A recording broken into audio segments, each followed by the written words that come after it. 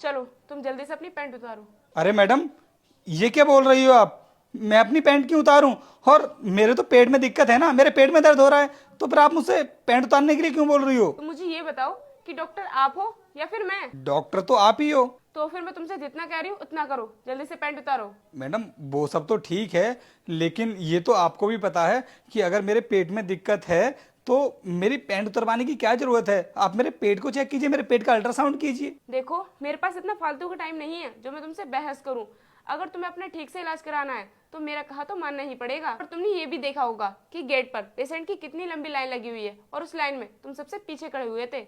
फिर भी मैंने सबसे पहले तुम्हें बुलाया क्योंकि तुम मुझे पसंद हो और मैं तुम्हारे साथ रोमांस करना चाहती हूँ। इसलिए तुमसे कह रही हूँ कि तुम जल्दी से अपनी पैंट उतार लो। अरे मैडम, मैं यहाँ पर अपना इलाज कराने के लिए आया हूँ या फिर आपके साथ रोमांस करने के लिए आया हूँ? मुझे नहीं पता था कि आप इतनी ठरकी डॉक्टर हो, मेरे बारे में इतनी गंदी सोच रखती हो। मैं तो यहाँ अपने इलाज करने के पीछे भाग रहा हूँ और आप मेरे साथ रोमांस करना चाहती हो। मैडम मुझे नहीं कराना है आपके यहाँ पर इलाज। और मैंने तो तुम्हारे हॉस्पिटल में कंपाउंडर की वैकेंसी के लिए भी अप्लाई किया था, लेकिन तुम्हारी इन हरकतों को देखकर के मुझे ऐसा लगता है कि मैं यहाँ पर जॉब कर ही नहीं पाऊंगा। अरे जब मैं तुमसे खुद कह रही हूँ ये सब करने के लिए तो तुम्हें क्या दिक्कत हो रही है? तुम क्यों पीछे हट रहे हो? ऐसा है मैडम, ना तो मुझे अब आपसे दबा लेनी है और ना ही आपके यहाँ पर नौकरी करनी है। जा रहा हूँ मैं।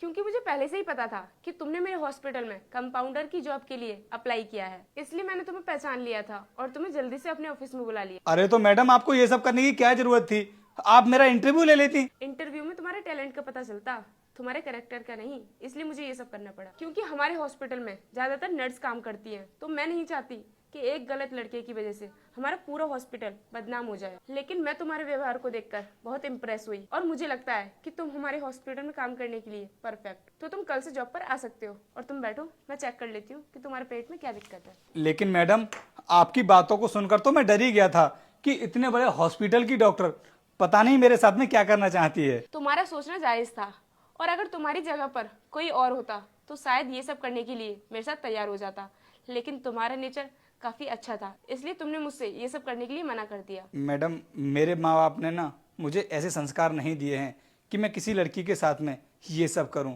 क्योंकि मुझे ना लड़कियों की इज्जत करना बहुत अच्छे से आता है। और मुझे ये भी पता था कि आपके हॉस्पिटल में ज़्यादातर लड़कियां ही काम करती हैं। उसके बाद भी मैंने अप्लाई किया क्योंकि मेरे दिल में ना कोई खोट नहीं था। मैडम आपका तो छोड़ो, अगर आप किसी और लड़की को भी ना मेरे साथ ये सब करने के लिए भेजती तब भी मैं नहीं करता, क्योंकि मैं ना मेहनत से कमा कर खाना चाहता हूं। अगर मैं ये सब करने लगा तो आप तो कभी भी मुझे नौकरी से निकाल देंगी, तो मैडम इससे ज्यादा बेइज्जती मेरी और क्या होगी। इसलिए मैं नहीं चाहता कि दूसरों की नजरों में मुझे नीचा देखना पड़े। तुम्हारे माता पिता ने तुम्हें बहुत अच्छे संस्कार दिए हैं